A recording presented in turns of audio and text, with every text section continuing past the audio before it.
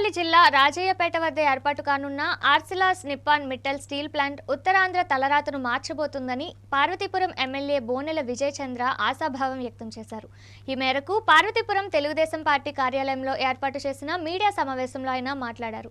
సుమారు 1,35,000 కోట్ల భారీ పెట్టుబడితో రానున్న ఈ ప్లాంట్ దేశంలోనే అతిపెద్ద స్టీల్ ప్లాంట్ కాబోతుందని, ఇది ఈ ప్రాంత అభివృద్ధికి ఒక శుభ పరిణామమని ఆయన పేర్కొన్నారు. ముఖ్యంగా ఈ ప్రాజెక్టు ద్వారా ప్రత్యక్షంగా మరియు పరోక్షంగా సుమారు 1,00,000 మందికి ఉపాధి అవకాశాలు లభిస్తాయని, అందులో స్థానిక ఉత్తరాంధ్ర యువతకే మొదటి ప్రాధాన్యత ఉంటుందని స్పష్టం చేశారు.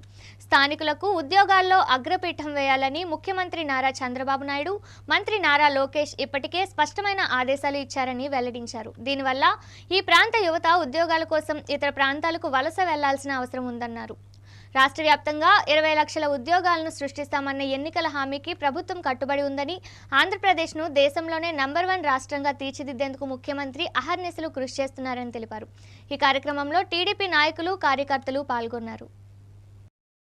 ఉత్తరాంధ్రకి తలమానికమైన ఆర్సిల్ మిట్టల్ అలాగే నిప్పాన్ స్టీల్ వారు కూడా 1,35,000 కోట్ల పెట్టుబడితో దేశంలోనే అతిపెద్ద green field steel plant, captive port, క్యాప్టివ్తో ఒక పవర్ ప్లాంట్ పెట్టుకుంటూ ఒక తలమానికమైన ఆర్థిక ప్రపంచాన్ని సృష్టించే ఒక గొప్ప కంపెనీ అనే విషయాన్ని ఈ సభ ద్వారా మీ అందరికీ తెలియజేస్తున్నాను. ఎందుకు చెప్తున్నానంటే, గ్రీన్ ఫీల్డ్ ఇంతవరకు కూడా ఇప్పుడు కూడా స్టీల్ ప్లాంట్ రాలేదు. మనకున్న స్టీల్ ప్లాంట్ కాపాడుకుంటూ కొత్త అవకాశాలని దాదాపుగా 5,000 ఎకరాలు ఇచ్చి, మొన్న కూడా చెప్పాను, 50,000 కుటుంబాలంటే దాదాపుగా 1,00,000 మందికి డైరెక్ట్గా ఇండైరెక్ట్గా ఉద్యోగాలు ఇచ్చే అవకాశాలను ఇచ్చే అది ఒక స్టీల్ కర్మాగారం కాదు, ఉద్యోగాలు ఇచ్చే కర్మాగారంగా కూడా ఆలోచించాల్సిన అవసరం ఉంది. చుట్టుపక్కల ఒక ఎకో సిస్టమ్ వస్తుంది. ఫార్మా ఉంది చుట్టుపక్కల.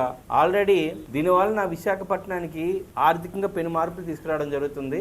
ముంబైని ఏమంటే గేట్వే ఆఫ్ ఇండియా అని పిలుస్తున్నాం. ఇప్పుడు ఆ పేరు విశాఖపట్నానికి కూడా గేట్వే ఆఫ్ ఇండియాగా రావడంలో అతి త్వరలోనే మనం రిజల్ట్ కూడా చూడబోతున్నాం. మిట్టల్ కంపెనీ అయితే ఓనర్స్ కూడా వాళ్ళు మాట్లాడే విధానం కానీ, మాకు రావడానికి ప్రధాన కారణం ఆంధ్రప్రదేశ్ ఆలోచిస్తున్న స్పీడ్ ఆఫ్ డూయింగ్ బిజినెస్. తమిళనాడుకి చెన్నై ఉంది, కర్ణాటకకు బెంగళూరు ఉంది, తెలంగాణకి హైదరాబాద్ ఉంది, బట్ ఆంధ్రప్రదేశ్కి చంద్రబాబు నాయుడు అనే వ్యక్తి ఉండడం అది గొప్పతనం. ఆ ఒక బ్రాండ్ అనే విషయాన్ని, అదే ఒక బ్రాండ్కి, ఆయనకున్న డిసిప్లిన్కి, ఆయనకున్న కమిట్మెంట్కి, ఆయనకున్న ఆలోచన తీరికే ఇంత పెద్ద దిగ్గజ కంపెనీలన్నీ కూడా ఆంధ్రప్రదేశ్ వైపు మొగ్గు చూపుతున్నాయి. వీళ్ళు ఒక ప్లాంటే పెట్టట్లేదు, ప్లాంట్కి సంబంధించిన సాంకేతిక నిపుణులు తయారు చేయడానికి కూడా ఇన్స్టిట్యూట్ పెడుతున్నారు. అంటే ఉత్తరాంధ్రలో ఎవరైనా మెటలర్జీ చేయాలి, ఒక స్టీల్ ప్లాంట్లో పనిచేయాలంటే మెకానికల్ మెటలర్జీ చేయాలి, లేదా సపరేట్ కోర్సెస్ ఉంటాయి. ఆ కోర్సెస్ చేయడానికి కూడా అదే ఏరియాలో ముందుగా కన్స్ట్రక్షన్కి పట్టడానికి 2-3 సంవత్సరాలు పడుతుంది. 2-3 సంవత్సరాల్లో సాంకేతిక నిపుణులు కూడా తయారు చేసుకునే అవకాశం ఇవ్వడం, స్కిల్ డెవలప్మెంట్ సెంటర్ పెట్టడం,